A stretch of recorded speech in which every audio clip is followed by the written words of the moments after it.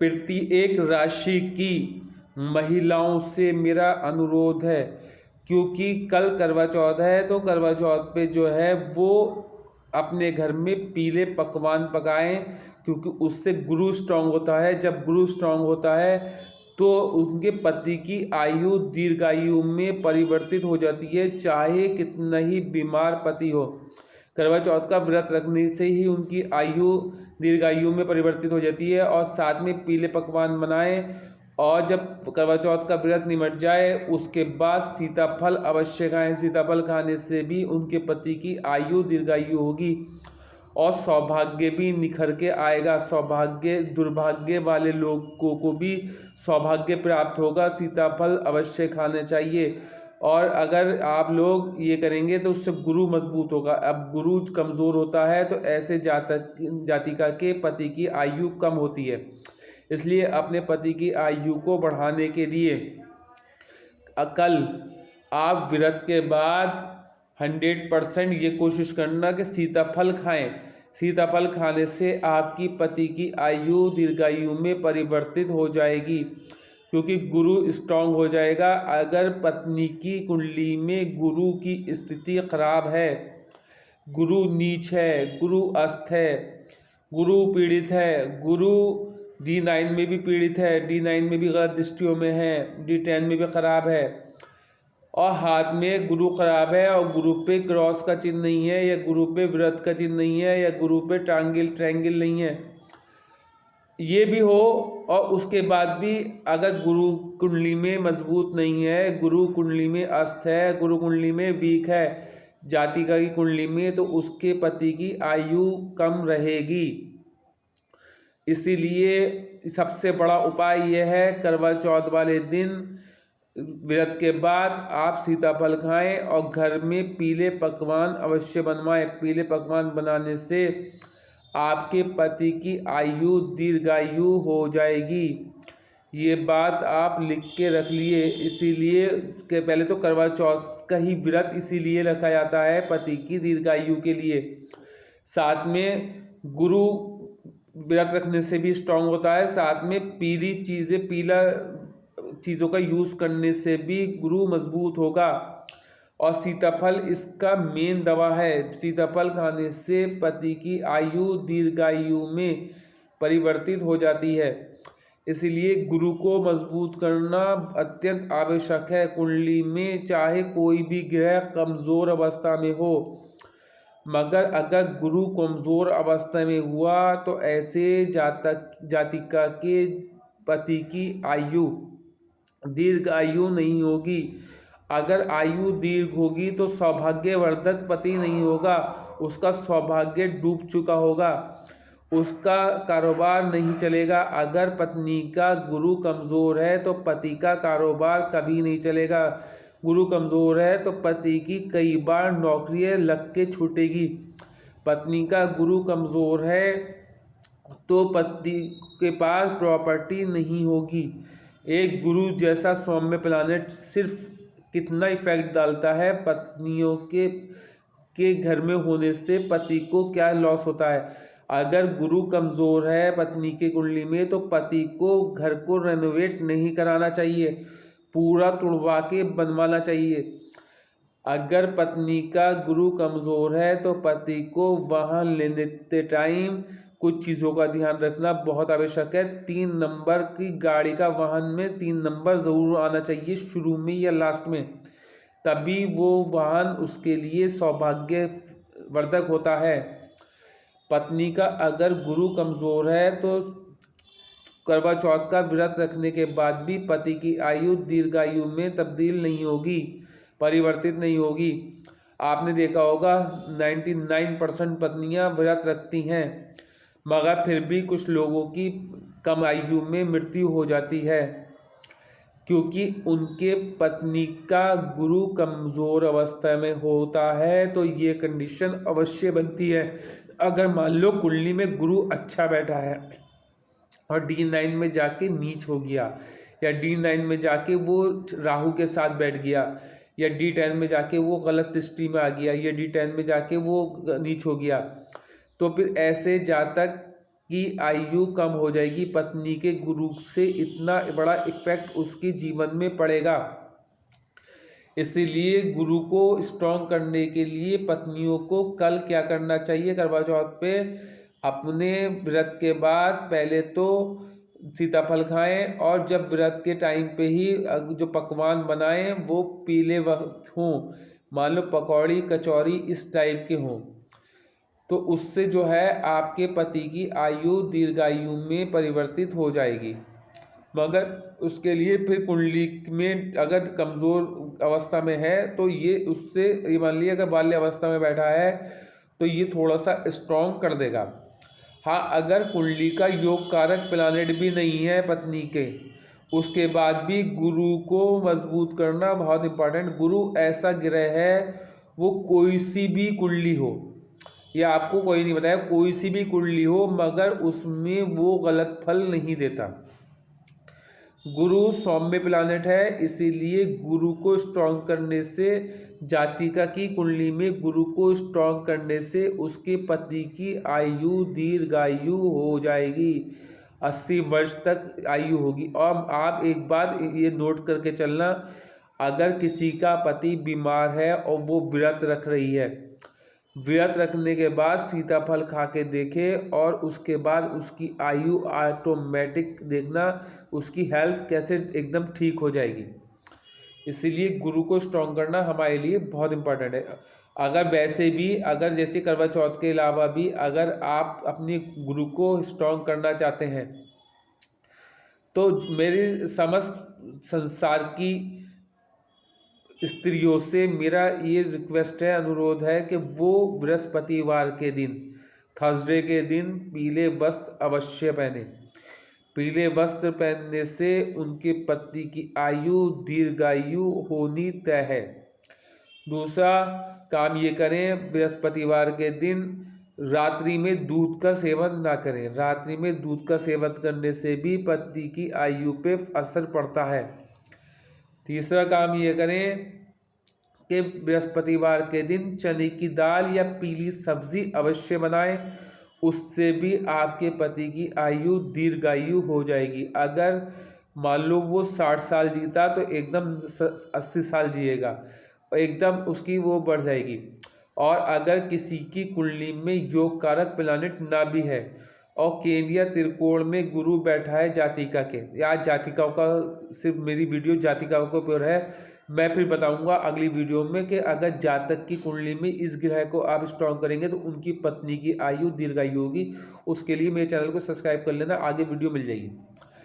अगर कुंडली में गुरु स्ट्रॉन्ग अवस्था में है, चाहे आपकी कुंडली का योग कारक प्लानेट है या नहीं है, और केंद्रीय त्रिकोण में बैठा है, तो आप उसको स्टोन पहन के, पुखराज जो है 5 लाख 10 लाख 2 लाख 3 लाख 1 लाख इस तरीके से मिलते हैं, मगर अगर आप पुखराज नहीं पहन सकते हैं तो आप उसके लिए एक सुनहला धारण कर लें, जो 200 250 500 1000 2000 तक का आसानी से मिल जाता है।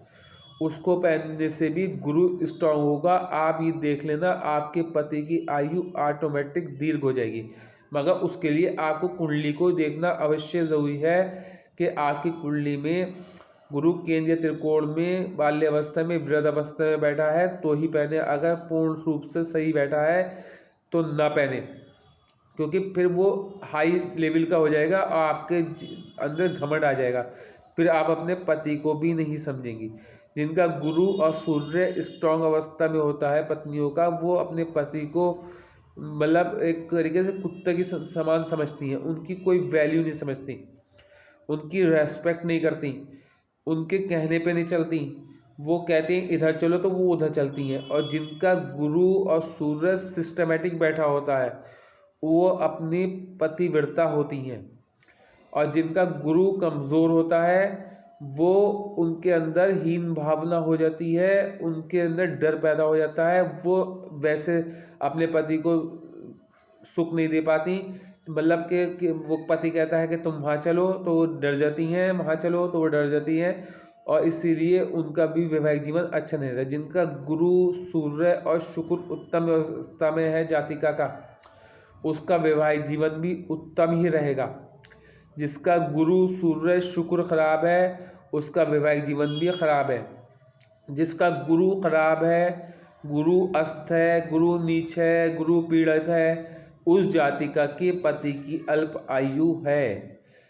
इसीलिए पहले गुरु को स्ट्रॉन्ग करना हमारे लिए बहुत इम्पोर्टेंट है। समस्त संसार की जातिकाओं से, स्त्रियों से मेरा निवेदन है, अपने गुरु की स्थिति की जांच करके, एनालिसिस करवा के, आपके पास कोई मार्गदर्शक हो उसको, अपने गुरु को स्ट्रॉन्ग कर ले।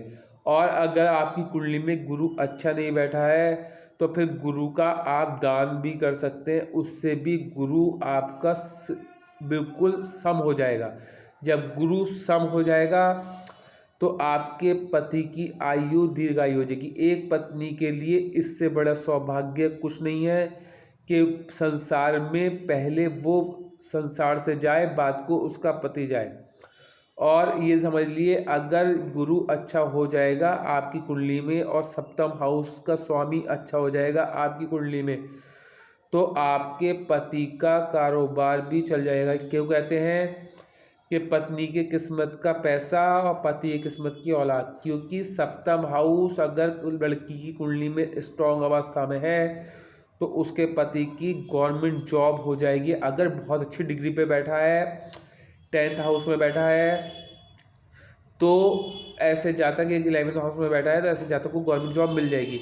और अगर पत्नी की कुंडली में गुरु और सप्तम हाउस का स्वामी अच्छी अवस्था में बैठा है और मतलब ना ज़्यादा ऊंचा है ना ज़्यादा नीचा है, तो ऐसे जातक का कारोबार भी बहुत उच्च कोटि का चलता है। तो इसीलिए गुरु को मजबूत करने से आपके पति की हेल्थ भी अच्छी होगी, आपके पति का कारोबार भी अच्छा होगा, आपका वैवाहिक जीवन में जो खटपट चली आ रही है वो भी सुधर जाएगी। आपका जो है, आपके पति के पास अगर घर नहीं है तो वो भी घर मिल जाएगा, आपको घर का सुख भी मिल जाएगा। आपके पति के पास अगर वाहन नहीं है तो वाहन सुख भी मिल जाएगा। मगर ध्यान रखें, जिन जातिका का गुरु कमज़ोर है वो अपने पति को जब भी वाहन खरीदने की सलाह दें तो उनसे ये कहें 3 नंबर का वाहन होना चाहिए, 3 नंबर वाहन का होना चाहिए। जिन जातिकाओं की गुरु स्ट्रॉन्ग अवस्था में है उन जातिकाओं को कोई से भी नंबर का वाहन ले लें, सिवाय जो है आप मान के चलिए 2 अंक का वाहन लेने से बचें, और सभी अंक का वाहन ले सकते हैं। मगर जिनका गुरु कमज़ोर अवस्था में है वो 3 नंबर का ही वाहन लें, तभी उनका वाहन सफल होगा, वरना वाहन पे दुर्घटना होती रहेंगी। और जो प्रॉपर्टी, जिनका गुरु कमज़ोर है जातिकाओं का, वो करवा चौथ पे एक तो पीले पकवान बनाएं, पीले वस्त्र भी धारण कर लें, और अगर उनके पति उनके सामने मौजूद ना हो तो अपना मोबाइल में उनसे वीडियो कॉल करके तभी अपना खाना खाएं। अन्यथा पति के हाथ से खाना खाने से भी आपका सौभाग्य चेंज होगा, सौभाग्य में परिवर्तित होगा दुर्भाग्य, और आपको सफलता मिलेगी, सफलता ही मिलेगी। क्योंकि अगर आप इन चीज़ों को करेंगे, मैं तो करवा चौथ का व्रत रखने से ही दीर्घायु हो जाती है, मगर फिर समस्त संसार के लोगों की आयु लंबी क्यों नहीं है? किसी की पत्नियां तो सबकी हैं, व्रत सबकी पत्नियां रखती हैं। उसके लिए आपको गुरु को स्ट्रॉन्ग करना बहुत इम्पोर्टेंट है। गुरु को और सप्तम हाउस को स्ट्रॉन्ग कर लें तो सौभाग्य भी वर्धक भी बनेंगी, और आपके वजह से आपके पति का कारोबार भी चलेगा, आपकी वजह से आपके पति को मकान भी मिलेगा, आपकी वजह से आपके पति को वाहन भी मिलेगा।